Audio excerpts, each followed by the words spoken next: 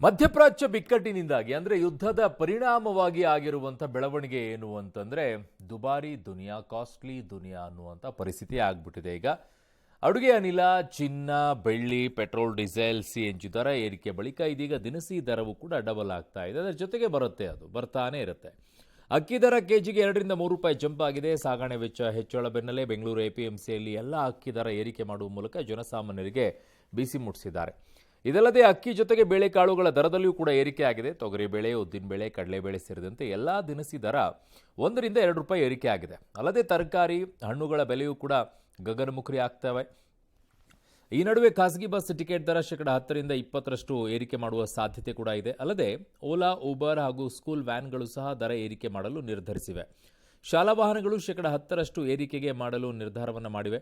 ಇದರಿಂದಾಗಿ ಜನಸಾಮಾನ್ಯರ ಪಾಲಿಗೆ ದುನಿಯಾ ದುಬಾರಿಯಾಗಲಿದೆ. ಈ ಮಧ್ಯೆ ಬೆಳ್ಳಿ ಆಮದನ್ನು ಕೂಡ ಮತ್ತಷ್ಟು ಕಠಿಣಗೊಳಿಸಲಾಗಿದೆ.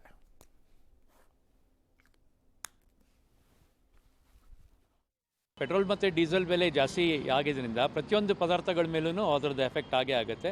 ಅದು ಕೂಡ 1 ರೂಪಾಯಿ 2 ರೂಪಾಯಿ ಜಾಸ್ತಿ ಆಗೇ ಆಗಿದೆ. ಬೇಳೆಗಳ ಮೇಲೆ ಮತ್ತು ದವಸ ಧಾನ್ಯಗಳ ಮೇಲೆ ಎಲ್ಲದರ ಮೇಲೂ ರೇಟ್ ಜಾಸ್ತಿ ಆಗಿದೆ. ಮತ್ತು ಈಗಾಗಲೇ ತೊಗರಿಬೇಳೆ 4-5 ರೂಪಾಯಿ ಜಾಸ್ತಿ ಆಗಿದೆ. ಮತ್ತಷ್ಟು ಇನ್ನೂ ಜಾಸ್ತಿ ಆಗುವಂಥ ಚಾನ್ಸಸ್ ಜಾಸ್ತಿ ಕಾಣಿಸ್ತಾ ಇದೆ. ಮತ್ತು ಎಲ್ಲ ಕಡಲೆಬೇಳೆ ಆಗ್ಬೋದು, ಉದ್ದಿನಬೇಳೆ ಆಗ್ಬೋದು, ಪ್ರತಿಯೊಂದು ಕಾಳುಗಳ ಮೇಲೂ ಕೂಡ ರೇಟ್ಗಳು ಜಾಸ್ತಿ ಆಗ್ತಾ ಇದೆ. ನೋಡಿ, ಕೊರೋನಾ ಮುಂಚಿತವಾಗಿ ಇದ್ದಿದ್ದು ಹೇಗಿತ್ತು ಅಂತಂದರೆ, ನಾನು ನನ್ನ ಮಕ್ಕಳು ಮೊಮ್ಮಕ್ಕಳಿಗೆಲ್ಲ ಒಂದಿಷ್ಟು ಇರಲಿ ಅನ್ನುವಂತಹ ಆಸೆಯಲ್ಲಿ ಒಂದಿಷ್ಟು ಆಸ್ತಿ ಮಾಡೋಣ ಅನ್ನುವಂಥ ಯೋಚನೆಯಲ್ಲಿದ್ದಂಥವ್ರು ಭಾಳ ಜನ ಇದ್ದರು. ಬಟ್ ಕೊರೋನಾ ನಂತರ ಹೇಗಾಯಿತು ಅಂತಂದರೆ ಅನೇಕ ಸಾವುಗಳಾಗಕ್ಕೆ ಶುರುವಾಯಿತು.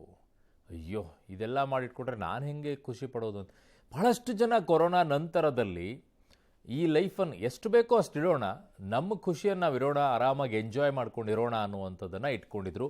ಕೂಡಿಡುವಂಥ ಕೆಲಸವನ್ನು ಸ್ವಲ್ಪ ಕಡಿಮೆ ಮಾಡಿಕೊಂಡಿದ್ರು. ಇದ್ದಷ್ಟು ದಿನ ಆರಾಮಾಗಿ ನೆಮ್ಮದಿಯಾಗಿರೋಣ ಅನ್ನುವಂಥ ಪರಿಸ್ಥಿತಿ. ಆದರೆ ಈಗ ಯುದ್ಧದ ಸಂದರ್ಭ ಬಂದಾಗ ಈಗ ಹೇಗಾಗ್ತಾ ಇದೆ ಅಂತಂದರೆ, ಕೆಲವರಿಗೆ ಸಮಸ್ಯೆಗಳು ಉಂಟು ಮಾಡ್ತಾ ಇದೆ. ಕೆಲವರು ಹೇಗೆ ಮುಂಚೆ ಇದ್ರೋ ಹಾಗೆ ಅದನ್ನು ನಿಭಾಯಿಸ್ಕೊಂಡು ಹೋದ್ರು, ಅವ್ರಿಗೆ ಯಾವ ಸಮಸ್ಯೆನೂ ಕೂಡ ಆಗಲ್ಲ.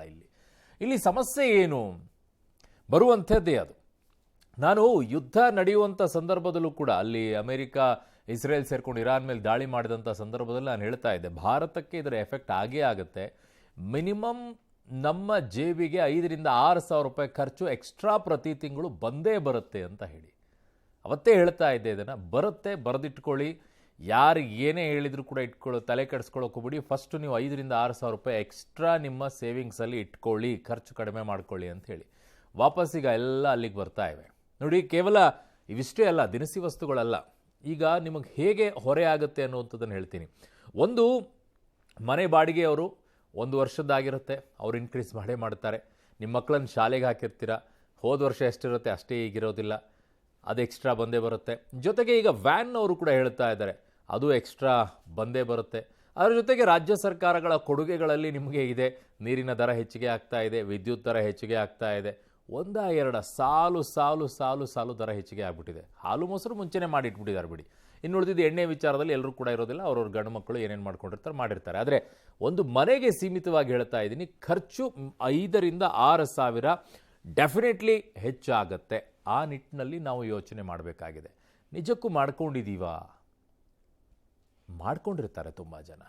ಯಾಕಂದರೆ ಏನು ಗೊತ್ತಾ, ಮಧ್ಯಮ ವರ್ಗದಲ್ಲಿರುವಂಥವ್ರು ನಾವೆಲ್ಲ ಯೋಚನೆ ಮಾಡೋದು ಏನಂತಂದರೆ, ತಿಂಗಳಿಗೆ ಒಂದು 5 ಸಾವಿರ ರೂಪಾಯಿ ಆದರೂ ಕೂಡಿಸೋಣಪ್ಪ, ಹಾಗೂ ಹೀಗೂ ಖರ್ಚು ಮಾಡಿಕೊಂಡ್ರು ಕೂಡ 20 ಸಾವಿರ ರೂಪಾಯಿ ನನಗೆ ಸಂಬಳ ಇದೆ ಅನ್ನೋದಾದರೂ ಕೂಡ ಅದರಲ್ಲಿ ಒಂದು 2-3 ಸಾವಿರ ಆದರೂ ಕೂಡ ನಾನು ಸೇವ್ ಮಾಡಬೇಕು ಅನ್ನುವಂಥ ಮನಸ್ಥಿತಿ ಇದೆ. ಇನ್ನು ಕೆಲವ್ರದ್ದು ಇರೋದಿಲ್ಲ ಬಿಡಿ. 20 ಸಾವಿರ ಸಂಬಳ ಇದ್ದರೂ ಕೂಡ ಅವನಿಗೆ ಉಳಿಸ್ಕೋಬೇಕು ಅನ್ನೋದು ಒಬ್ಬನೇ ಇದ್ದರೂ ಕೂಡ ಅವನು ಇನ್ನೂ ಒಂದು 5 ಸಾವಿರ ರೂಪಾಯಿ 10 ಸಾವಿರ ರೂಪಾಯಿ ಸಾಲನೇ ಮಾಡಿರ್ತಾನೆ. ಅಂಥವ್ರಿಗೆ ನಾನು ಹೇಳಕ್ಕೆ ಹೋಗೋದಿಲ್ಲ. ಅವ್ರು ಸಾಲ ಯೋಚನೆ ಮಾಡುವಂಥವ್ರು ನಾವೇನು ಮಾಡೋಣ? ಅವ್ರಿಗೆ ಎಷ್ಟು ಹೇಳಿದ್ರು ಬುದ್ಧಿ ಬರೋಲ್ಲ, ಅವ್ರು ಬಿಡಿ. ಆದರೆ ಇರೋದನ್ನು ನಾನು ಕೂರಿಸ್ಬೇಕು ಅನ್ನುವಂಥವ್ರು ಏನಿರ್ತಾರೆ, ಒಂದಿಷ್ಟು ಹಣ ಸೇವಿಂಗ್ ಮಾಡಬೇಕು ಅನ್ನುವಂಥವ್ರು. ಸೊ ಹಾಗಾಗಿ ಅನಗತ್ಯವಾಗಿರುವಂಥ ಖರ್ಚುಗಳನ್ನು ಮಾಡೋದನ್ನು ಸ್ವಲ್ಪ ಕಡಿಮೆ ಮಾಡ್ಕೊಳ್ಳೋದು ಒಳ್ಳೆಯದು ಅಂತ ಹೇಳಿ. ಬಹಳ ಕುಟುಂಬದಲ್ಲಿ ಅನಗತ್ಯವಾಗಿ ಖರ್ಚೆ ಮಾಡೋದಿಲ್ಲ. ಮನೇಲಿ ಮಕ್ಕಳು ಯಾರಾದರೂ ಕೇಳಿದ್ರೆ, ಪಾಪ ಊಟಕ್ಕೆ ಕರ್ಕೊಂಡು ಹೋಗೋದ್ರೆ ಅವಾಗ ಒಂದು ಊಟಕ್ಕೆ ಕರ್ಕೊಂಡು ಹೋಗ್ತಾರೆ, ಅವಾಗ ಕೊಡಿಸ್ಕೊಂಡು ಬಂದಿರ್ತಾರೆ. ಅಪ್ಪ ಅದು ಬೇಕು ಅಂತ ಕೇಳಿದಾಗ ಅದೊಂದು ಕೊಡಿಸ್ತಾರೆ. ಸೊ ನಿಜವಾಗಿಯೂ ಕೂಡ ಅಪ್ಪ ಅಮ್ಮಂದಿರು ಯಾರೂ ಕೂಡ ಅನಗತ್ಯವಾಗಿ ಖರ್ಚು ಮಾಡೋದಿಲ್ಲ. ಅವ್ರ ಕಷ್ಟ ಅವರಿಗೆ ಗೊತ್ತಿರುತ್ತೆ, ಅದನ್ನು ಹೇಗೆ ನಿಭಾಯಿಸ್ತಾ ಇರತ್ತಂತ ಅವರಿಗೆ ಗೊತ್ತಿರುತ್ತೆ. ಹಾಗಾಗಿ ನನ್ನ ಮಕ್ಕಳಿಗೆ ಹೇಳ್ತಾ ಇದ್ದೀನಿ, ನಿಮ್ಮ ಅಪ್ಪ ಅಮ್ಮಂದಿರಿಗೆ ಈ ಸಂದರ್ಭಗಳಲ್ಲಿ ನಂಗೆ ಅದು ಬೇಕು ಇದು ಬೇಕು ಅಂತ ಕಾಟ ಕೊಡೋಕ್ಕೆ ಹೋಗಬೇಡಿ. ಅವ್ರ ಪರಿಸ್ಥಿತಿಗಳು ಅವ್ರಿಗೆ ಗೊತ್ತಿರುತ್ತೆ ಹೇಗಿರುತ್ತೆ ಅಂಥೇಳಿ. ಅನಗತ್ಯವಾಗಿ ಕಾಟ ಕೊಡಬೇಡಿ, ಅನಗತ್ಯವಾಗಿ ಅದು ಬೇಕು ಅಂತ ಹೇಳಿ ಕೇಳುವಂಥದ್ದು ಮಾಡಿ. ಇರೋದರಲ್ಲಿ ಅಡ್ಜಸ್ಟ್ ಮಾಡ್ಕೊಂಡು ಓದುವಂಥ ಕೆಲಸವನ್ನು ಮಾಡ್ಕೊಳ್ಬೇಕು ಮಕ್ಕಳಾಗಿರುವಂಥವ್ರು. ಕಾರಣ ತಂದೆ ತಾಯಿಗಳಿಗೆ ನಾವೇನು ಹೇಳಬೇಕಾಗಿದ್ದಿಲ್ಲ. ಜೀವನವನ್ನೇ ನಿಭಾಯಿಸ್ಕೊಂಡು ಹೋಗುವಂಥವ್ರಿಗೆ ನಾವು ಯಾವ ಪಾಠ ಮಾಡಬೇಕು? ಅವ್ರಿಗೆಲ್ಲ ಗೊತ್ತು ಹೇಗೆ ಯಾವುದನ್ನು ಸರಿದೂಗಿಸ್ಕೊಳ್ಬೇಕು ಅಂತೇಳಿ ಅವ್ರು ಸರಿದೂಗಿಸ್ಕೊಳ್ತಾರೆ. ಆದರೆ ನನ್ನ ಮಕ್ಕಳಿಗಷ್ಟೇ ಹೇಳೋದು, ನೀವು ಅನಗತ್ಯವಾಗಿ ನಿಮ್ಮ ತಂದೆ ತಾಯಿಗಳಿಗೆ ಅದು ಬೇಕು ಇದು ಬೇಕು ಅಂಥೇಳಿ ಕಾಟ ಕೊಡಬೇಡಿ. ಕಾರಣ ಈಗ ಸ್ವಲ್ಪ ಯುದ್ಧ ಮತ್ತೆ ಆರಂಭವಾಗುತ್ತೆ ಅನ್ನುವಂಥ ಲಕ್ಷಣಗಳಿರೋದ್ರಿಂದ ಅದು ಯುದ್ಧ ಆರಂಭವಾದರೆ ಮತ್ತೆ ಪರಿಸ್ಥಿತಿಗಳು ಬೇರೆ ಹಂತಕ್ಕೆ ಹೋಗುತ್ತೆ. ಕೇವಲ ಈಗ ಕಾಣಿಸ್ಕೊಳ್ತಾ ಇರೋದು ನಿಮ್ಗೊಂದಿಷ್ಟು ವಸ್ತುಗಳಲ್ಲ, ಮೂಲವಾಗಿ ಎಲ್ಲವೂ ಕೂಡ ಅಂತ ಲೆಕ್ಕನಿಟ್ಕೊಳ್ಳಿ. ನಿಮಗೆ ಏನೇನು ವಸ್ತುಗಳು ಬೇಕೋ ಆ ಎಲ್ಲ ವಸ್ತುಗಳ ದರವೂ ಕೂಡ ಏರಿಕೆ ಆಗುತ್ತೆ, ಡೆಫಿನೆಟ್ಲಿ ಏರಿಕೆ ಆಗುತ್ತೆ. ಅದಾಗದೇ ಇದ್ರೂ ಏರಿಕೆ ಮಾಡಿಸ್ಕೊಳ್ಳುತ್ತವೆ ಕಂಪನಿಗಳು. ಕಾರಣ ನೆಪ ಹೇಳೋದೇ ಈ ವಿಚಾರಕ್ಕೆ. ಬಟ್ ಅನಿವಾರ್ಯವಾಗಿ ಅವರು ಏನೂ ಮಾಡೋಕ್ಕಾಗೋದಿಲ್ಲ. ಯಾಕಂದರೆ ಡೀಸೆಲ್ ಮೇಲೆ ₹3 ನಿಮಗೆ ಏರಿಕೆ ಆದರೆ, ಪೆಟ್ರೋಲ್ ಆದರೆ ಡಿಪೆಂಡೆನ್ಸಿ, ನಾವು ಕಾರ್ಗಳನ್ನು ಓಡಿಸುವಂಥವ್ರು ಅಥವಾ ಬೈಕ್ಗಳನ್ನು ಓಡಿಸುವಂಥವ್ರು ನಮಗೆಲ್ಲ ಸ್ವಲ್ಪ ಪೆಟ್ರೋಲ್ ಹೊರೆ ಆಗುತ್ತೆ. ಬಟ್ ಲಾರಿಗಳು, ಬಸ್ಗಳು ಇವೆಲ್ಲ ಡಿಪೆಂಡ್ ಆಗಿರೋದು ಡೀಸೆಲ್ ಮೇಲೆ. ಹಾಗಾಗಿ ಡೀಸೆಲ್ ದರ ಏರಿಕೆ ಆದರೆ ನೀವು ಅಗತ್ಯ ವಸ್ತುಗಳು, ಸರಕು ಸಾಗಾಣಿಕೆಗಳು ಏನಿದ್ದಾವೆ ಎಲ್ಲದರ ಬೆಲೆಯೂ ಕೂಡ ಏರಿಕೆ ಆಗೇ ಆಗುತ್ತೆ. ₹1 ಆಗುತ್ತೋ, ₹2 ಆಗುತ್ತೋ, ₹3 ಆಗುತ್ತೋ, ₹5 ಆಗುತ್ತೋ, ಒಟ್ಟಿನಲ್ಲಿ ಏರಿಕೆ ಅಂತೂ ಆಗೇ ಆಗುತ್ತೆ. ಹಾಗಾಗಿ ನಿಮ್ಮನ್ನು ನೀವು ಖರ್ಚಿನಲ್ಲಿ ಕಡಿಮೆ ಇಟ್ಕೊಳ್ಳೋದನ್ನು ಮಾಡ್ಕೊಳ್ಳಿ. ಮಕ್ಕಳಿಗಾಗಿ ಏನು ಹೇಳ್ತೀನಿ, ತಂದೆ ತಾಯಿ ಕಾಟ ಕೊಡಬೇಡಿ. Imagine, innovate, integrate. GSSS Institute of Engineering and Technology for Women, Mysuru. Serving the nation with empowered women. ಇನ್ನು ಮಧ್ಯಪ್ರಾಚ್ಯ ಸಂಘರ್ಷದ ಹಿನ್ನೆಲೆಯಲ್ಲಿ 1 ವರ್ಷದವರೆಗೆ ಚಿನ್ನ ಖರೀದಿ ಮುಂದೂಡುವಂತೆ ಪ್ರಧಾನಿ ಮೋದಿ ಕರೆ ಕೊಟ್ಟ ಬೆನ್ನಲ್ಲೇ ಜನ ಬೆಂಬಲಿಸ್ತಾ ಇದ್ದಾರೆ. ಗ್ರಾಹಕರು ಚಿನ್ನ ಖರೀದಿಗೆ ಮುಂದಾಗ್ತಾ ಇಲ್ಲ. ವರ್ಷದವರೆಗೆ ಮೋದಿ ಚಿನ್ನ ಖರೀದಿಸಬೇಡಿ ಅಂತ ಹೇಳಿದ್ದಾರೆ. ಹೀಗಾಗಿ ನಾವು ಚಿನ್ನ ಖರೀದಿ ಮಾಡಲ್ಲ ಅಂತಿದ್ದಾರೆ. ಆದರೆ ಗ್ರಾಹಕರೇ ಬರದೆ ವ್ಯಾಪಾರ ಕುಸಿತ ಆಗ್ಬಿಟ್ಟಿದೆ. ಚಿನ್ನದ ಅಂಗಡಿ ಮಾಲೀಕರು ಕಂಗಾಲಾಗಿದ್ದಾರೆ. ಬೆಂಗಳೂರಿನ ಅವೆನ್ಯೂ ರಸ್ತೆಯಲ್ಲಿರುವಂಥ 4,000ಕ್ಕೂ ಅಧಿಕ ಹೋಲ್ಸೇಲ್ ರಿಟೇಲ್ ಅಂಗಡಿಗಳಿದ್ದು ವ್ಯಾಪಾರವೇ ಇಲ್ಲದಂತಾಗ್ಬಿಟ್ಟಿದೆ. ಬಹುತೇಕ ಚಿನ್ನದ ಅಂಗಡಿಗಳು ವ್ಯಾಪಾರವಿಲ್ಲದೆ ಬಿಕೋ ಅಂತಿವೆ. ರಾಷ್ಟ್ರದ ಹಿತಾಸಕ್ತಿಯ ವಿಚಾರ ಬಂದಾಗ ಪ್ರಧಾನಿ ಮೋದಿ ಅವರಿಗೆ ಬೆಂಬಲಿಸ್ತೀವಿ, ಆದರೆ ಈ ಮಧ್ಯೆ ನಮ್ಮ ಉದ್ಯಮವೂ ಕೂಡ ನಡಿಬೇಕಲ್ವಾ ಅಂತ ಚಿನ್ನದ ವ್ಯಾಪಾರಿಗಳು ತಮ್ಮಂಥ ಅಳಲನ್ನು ತೋಡ್ಕೊಳ್ತಾ ಇದ್ದಾರೆ. ಚಿನ್ನದ ಮಾಲೀಕರು ಮಾತ್ರ ಅಲ್ಲ, ಚಿನ್ನ ಕರಗಿಸುವವರು, ಒಡವೆ ಡಿಸೈನ್ ಮಾಡುವವರು, ಪಾಲಿಷ್ ಮಾಡೋರು ಹಾಗೂ ಒಡವೆ ಬಾಕ್ಸನ್ನು ಮಾಡೋರು ವ್ಯಾಪಾರವಿಲ್ಲದೆ ಈಗ ಆತಂಕಕ್ಕೆ ಒಳಗಾಗ್ತಾ ಇದ್ದಾರೆ. ಹೆಂಗಪ್ಪ ಮುಂದೆ ಅಂತ ಹೇಳಿ ಚಿನ್ನದ ಅಂಗಡಿಗಳಲ್ಲಿ ಆಭರಣಗಳನ್ನು ಗ್ರಾಹಕರಿಗೆ ಕೊಡುವಾಗ ಬ್ಯಾಗ್, ಬಾಕ್ಸ್, ಪರ್ಸ್ಗಳನ್ನೆಲ್ಲ ಅಂಗಡಿಯವರು ಕೊಡ್ತಾರೆ. ಆದರೆ ಈ ಬಾಕ್ಸ್ ಬ್ಯಾಗ್ ಮಾರಾಟ ಮಾಡುವಂಥ ವ್ಯಾಪಾರಿಗಳಿದೆಯಲ್ಲ, ಅವರಿಗೆ ಈಗ ಆ್ಯಕ್ಚುಲಿ ತುಂಬ ಟೆನ್ಷನ್ ಶುರುವಾಗಿರೋದು. ಚಿನ್ನ ಮಾರಾಟ ಇಲ್ಲದೆ ಬ್ಯಾಗ್ ಬಾಕ್ಸ್ಗಳು ವ್ಯಾಪಾರ ಇರೋದಿಲ್ಲ. ಹೀಗಾಗಿ ಇದನ್ನೇ ಕುಲಕಸುಬು ಮಾಡಿಕೊಂಡಂಥ ಬದುಕ್ತಾ ಇದ್ದವರಿಗೆ ಮುಂದೇನು ಅನ್ನುವಂಥ ಆತಂಕ ಇದೆ. ಆ ನಿಟ್ಟಿನಲ್ಲಿ ಏನು ಮಾಡಬೇಕು? ಶಿವಮೊಗ್ಗ ನಗರದ ಗಾಂಧಿ ಬಜಾರ್ನಲ್ಲಿನ ಬಹುತೇಕ ಚಿನ್ನದ ಅಂಗಡಿಗಳು ಖಾಲಿಯಾಗಿವೆ. ಹಾಸನದಲ್ಲೂ ಕೂಡ ಚಿನ್ನ ಖರೀದಿಸುವವರ ಸಂಖ್ಯೆಯಲ್ಲಿ ಇಳಿಮುಖವಾಗಿದೆ. ಈ ಮಧ್ಯೆ ಶುದ್ಧ ಚಿನ್ನದ 10 ಗ್ರಾಂ ಚಿನ್ನಕ್ಕೆ ₹980 ಇಳಿಕೆ ಕಂಡಿದ್ರೆ, ಬೆಳ್ಳಿ ಕೂಡ ₹10,000 ಕಡಿಮೆ ಆಗಿದೆ ಕೆಜಿ ಮೇಲೆ. ವ್ಯಾಪಾರ ಮೊದಲಿಗಿಂತ ಹೀನಾಯ ಆಗೋಗ್ಬಿಟ್ಟಿದೆ. ನಾಟ್ ಮೋರ್ ದೆನ್ 10% ಬಿಸ್ನೆಸ್ ನಡೀತಾ ಇಲ್ಲ. ಪ್ಲಸ್ ಅವ್ರ ದೃಷ್ಟಿ ಬರೀ ಚಿನ್ನ ಒಂದೇ ಹೇಳ್ತಾ ಇದ್ದಾರೆ. ಇದ್ರ ಹಿಂದ್ಗಡೆ ಸಾವಿರಾರು ಕೆಲ್ಸದವ್ರು ಇದ್ದಾರೆ. ಆ ಸಾವಿರಾರು ಕೆಲ್ಸದವ್ರ ಹಿಂದ್ಗಡೆ ಲಕ್ಷಾಂತರ ಕುಟುಂಬ ಬಾಳ್ತಾ ಇದೆ. ಅವ್ರಿಗೆಲ್ಲ ಏಟ್ ಬೀಳುತ್ತೆ. ಹೊಸ್ದಾಗಿ ಕೆಲ್ಸದವ್ರು ಕಲಿಯೋಕ್ಕೆ ಬರ್ತಾ ಇಲ್ಲ. ಇರೋರು ಬಿಟ್ಟು ಹೋಗ್ಬಿಡ್ತಾರೆ. ಸ್ಟಾರ್ಟಿಂಗ್ ಫ್ರಮ್ ಬ್ಯಾಂಕಿಂದ ಚಿನ್ನ ಬಂದು ಗ್ರಾಹಕರಿಗೆ ಹೋಗೋರ್ಗೂ 1 ಕೋಟಿ ಜನ ಕೆಲ್ಸದವ್ರು ಇದ್ದಾರೆ. ಅವ್ರಿಗೆಲ್ಲ ಹೊಡ್ತಾ.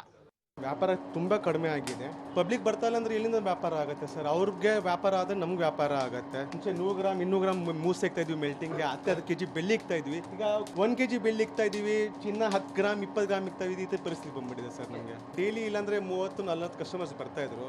ಈಗ 5-6 ಆಗಿದೆ ಅಷ್ಟೇ. ಈಗ ಚಿನ್ನದ ವ್ಯಾಪಾರ ಇಲ್ಲ ಅನ್ನುವಂಥ ಸಂದರ್ಭದಲ್ಲಿ ನಿಮ್ಮ ಕಷ್ಟವನ್ನು ಹೇಳ್ತಾ ಇದ್ದೀರಾ 1-2-3 ದಿನಗಳಲ್ಲಿ. ಆದರೆ ಇಷ್ಟು ದಿನ ಆಗಿರುವಂಥ ಲಾಭದ ವಿಚಾರದಲ್ಲಿ ಅದು ನಿಮ್ಮ ವ್ಯಾಪಾರ ಇರಲಿ, ಅದನ್ನು ನಾನು ಹೋಗೋದಿಲ್ಲ. ಆದರೆ ಈ ಸಮಸ್ಯೆನ ನೋಡ್ಕೊಳ್ಳಿ, ನಾನು ಕಂಪೇರ್ ಹೇಗೆ ಮಾಡ್ಕೊಳ್ತಾ ಇದ್ದೀನಿ ಅಂಥೇಳಿ. ರೈತರು ಯಾವ ರೀತಿಯಾಗಿ ಈ ಸಮಸ್ಯೆನ ಎದುರಿಸ್ತಾ ಇದ್ದಾರೆ. ನೀವು ಇಲ್ಲಿ ಅವರಿಗೆ ಕೆಲಸ ಇರೋದಿಲ್ಲ, ಅವ್ರು ಬರೋದಿಲ್ಲ, ಅವ್ರು ಕೊಡೋಕ್ಕಾಗೋದಿಲ್ಲ ಅಂಥೇಳಿ. ನಿಜವಾಗ್ಲೂ ಕೂಡ ರೈತ ಏನು ಮಾಡ್ತಾ ಇದ್ದ? ಅವನಿಗೆ ಕೆಲಸ ಮಾಡೋಕ್ಕೆ ಜಮೀನುಗಳಿಗೆ ಕೆಲಸಗಾರರೇ ಸಿಗ್ತಾ ಇಲ್ಲ. ಹಂಗಾಗ್ಬಿಟ್ಟಿತ್ತು ರೈತ. ಆದರೂ ಕೂಡ ನಿಭಾಯಿಸಿಕೊಂಡು ಅವನ ಬೆಳೆಗಳನ್ನು ಬೆಳ್ಕೊಂಡು ತಂದು ಮಾರಾಟ ಮಾಡ್ತಾ ಇದ್ದ. ಈಗ ಪರಿಸ್ಥಿತಿಗಳು ಏಕಾಏಕ ಕಾಲದಲ್ಲಿ ಇದೇ ರೀತಿಯಲ್ಲಿ ಇರುತ್ತೆ ಅಂತಲ್ಲ, ವೇರಿಯೇಷನ್ಗಳಾಗತ್ತೆ. ಈಗ ಈ ಸಂದರ್ಭದಲ್ಲಿ ಈ ಪರಿಸ್ಥಿತಿ ಇದೆ, ನಾಳೆ ಸರಿ ಹೋಗುತ್ತೆ, ಒಂದು ಸ್ವಲ್ಪ ದಿನಗಳವರೆಗೂ ಕೂಡ ಸುಧಾರಿಸ್ಕೊಳ್ಬೇಕು. ನಾನು ಒಪ್ಕೊಳ್ತೀನಿ, ಭಾಳಷ್ಟು ಜನಗಳಿಗೆ ಕೆಲಸ ಹೋಗುತ್ತೆ, ಭಾಳಷ್ಟು ಜನಗಳಿಗೆ ಸಂಬಳ ಕೊಡೋಕ್ಕಾಗೋದಿಲ್ಲ, ಸಂಬಳ ಕೊಡದಿರೋ ಸಂದರ್ಭದಲ್ಲಿ ಕೆಲಸ ಮಾಡೋರು ನಾನು ಜೀವನ ಹೆಂಗೆ ನಡೆಸಲಿ ಅಂತ ಅವ್ರು ಇನ್ಯಾವುದೋ ಉದ್ಯೋಗವನ್ನು ಹುಡ್ಕೊಂಡು ಹೋಗ್ತಾರೆ. ಸ್ವಲ್ಪ ಏರುಪೇರು ಆಗೇ ಆಗುತ್ತೆ, ಅನುಮಾನನೇ ಇಲ್ಲ. ಅದರಲ್ಲಿ ಏರುಪೇರಂತೂ ಡೆಫಿನೆಟ್ಲಿ ಆಗುತ್ತೆ. ಎಷ್ಟರ ಮಟ್ಟಿಗೆ ಆಗುತ್ತೆ ಅನ್ನುವಂಥದ್ದು ಈ ಯುದ್ಧ ಆರಂಭ ಆಗುತ್ತಾ ಆಗಲ್ವಾ ಅನ್ನೋದ್ರ ಮೇಲೆ ನಿರ್ಧಾರವಾಗುತ್ತೆ. ಎಲ್ಲರೂ ಕೇಳ್ಕೊಳ್ಳೋದು ಒಂದೇ, ಯುದ್ಧ ಆರಂಭ ಆಗೋದು ಬೇಡಪ್ಪ, ಆದಷ್ಟು ಬೇಗ ಇದನ್ನು ಬಗೆಹರಿಸುವಂಥ ಕೆಲಸ ಆಗಲಿ, ಮತ್ತೆ ಯಥಾಸ್ಥಿತಿಗೆ ಬರಲಿ ಅನ್ನುವಂಥದ್ದನ್ನು ಅಷ್ಟೇ ಪ್ರಾರ್ಥನೆ ಮಾಡಬೇಕಾಗಿದೆ. ಬೇರೆ ಇನ್ನೇನು ನಮ್ಮ ಹತ್ರ ಇಲ್ಲ. ಬಂದಿದ್ದನ್ನು ಎದುರಿಸ್ಕೊಂಡು ಹೋಗಬೇಕಾಗಿದೆ.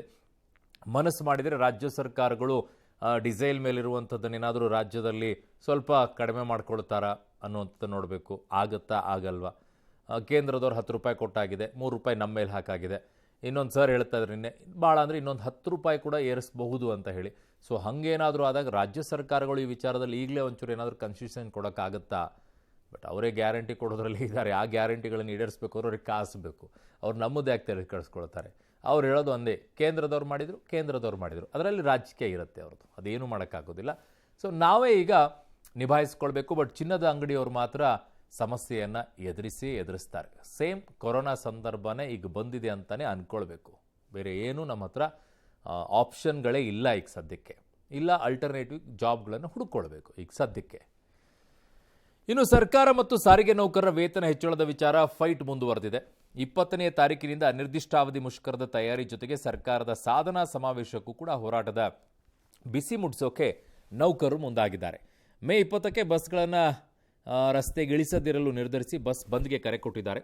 ಸಿಎಂ ಸಿದ್ದರಾಮಯ್ಯ 2025ರ ಮಾರ್ಚ್ನಿಂದ ಅನ್ವಯವಾಗುವಂತೆ 12.5% ಏರಿಕೆಗೆ ಒಪ್ಪಿ ಆದೇಶವನ್ನು ಹೊರಡಿಸಿದ್ರೂ ಕೂಡ ನೌಕರರು ಮಾತ್ರ ಒಪ್ತಾ ಇಲ್ಲ. ನಮ್ಮ ಬೇಡಿಕೆ ಈಡೇರಿಸಬೇಕು, ನೀವು ಇಲ್ಲದೇ ಇದ್ರೆ ಮುಷ್ಕರ ಎದುರಿಸಿ ಅಂತ ಎಚ್ಚರಿಕೆ ಕೊಟ್ಟಿದ್ದಾರೆ. ಮೇ 20ಕ್ಕೆ ಬಸ್ ಬಂದ್ಗೆ ಕರೆ ಕೊಟ್ಟಿದ್ದಾರೆ. ತುಮಕೂರಿನಲ್ಲಿ ಇವತ್ತು ಸುದ್ದಿಗೋಷ್ಠಿ ಮಾಡಿದರು ಕೆಎಸ್ಆರ್ಟಿಸಿ ನೌಕರರ ಫೆಡರೇಷನ್ ಪ್ರಧಾನ ಕಾರ್ಯದರ್ಶಿ ವಿಜಯ್ ಭಾಸ್ಕರ್. ಯಾವುದೇ ಕಾರಣಕ್ಕೂ ಕೂಡ ಬಸ್ ಬಂದು ವಾಪಸ್ ನಾವು ಪಡೆಯೋದೇ ಇಲ್ಲ.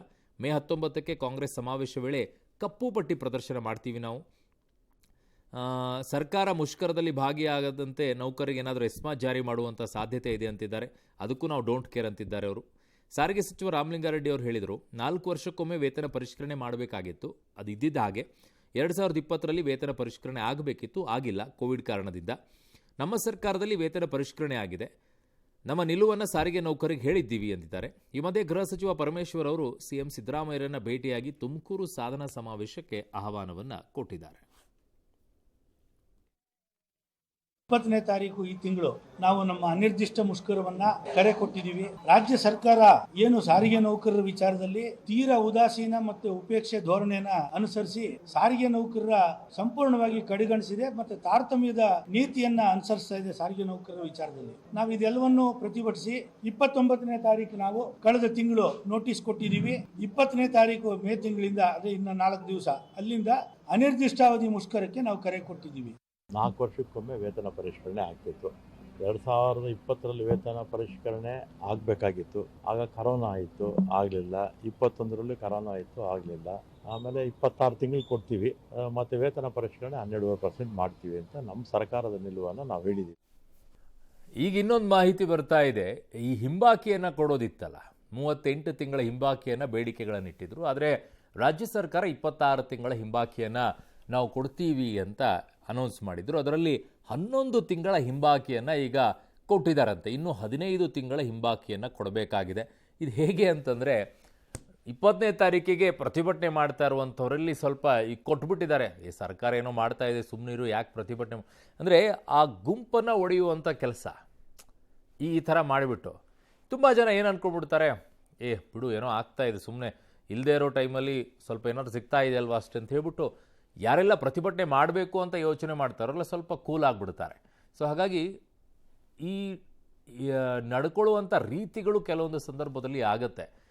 ಅವರೇನು ಈಗಲ್ಲ ಸಾರಿಗೆ ನೌಕರು ಹೇಳ್ತಾ ಇರುವಂಥದ್ದು, ಸತತವಾಗಿ ಹೇಳ್ತಾ ಇದ್ದಾರೆ. ಆಮೇಲೆ ಸಾರಿಗೆ ನೌಕರು ಒಂದು ಪಟ್ಟು ಹಿಡ್ಕೊಂಡು ಕೂತ್ಕೊಳ್ಬಾರ್ದು.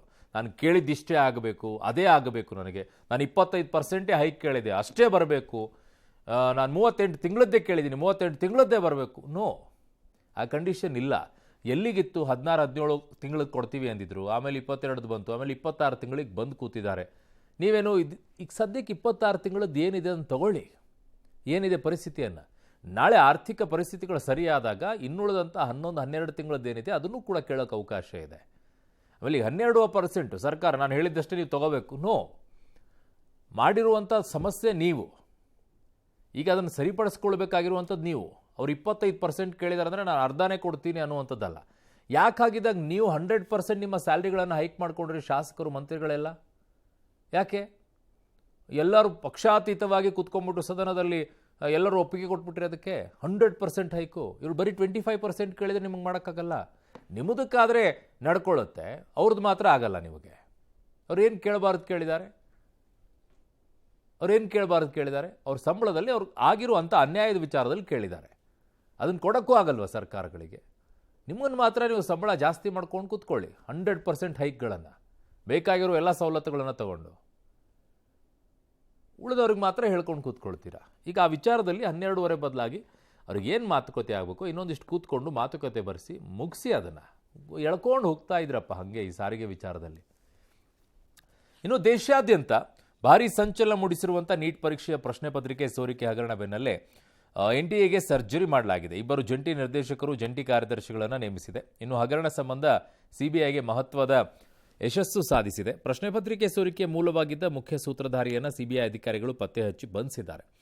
ನಿನ್ನೆಯಷ್ಟೇ ಪುಣೆಯಲ್ಲಿ ರಸಾಯನಶಾಸ್ತ್ರ ಪ್ರಾಧ್ಯಾಪಕ PV ಕುಲಕರ್ಣಿ ಎಂಬಾತನನ್ನು CBI ಬಂಧಿಸಿತ್ತು. ಇವತ್ತು NET ವಿಷಯ ತಜ್ಞೆ ಅಂತ ನೇಮಿಸಿದ್ದ ಸಸ್ಯಶಾಸ್ತ್ರ ಶಿಕ್ಷಕಿ ಮನಿಷಾ ಗುರುನಾಥ್ ಅವರನ್ನು CBI ಬಂಧಿಸಿದೆ.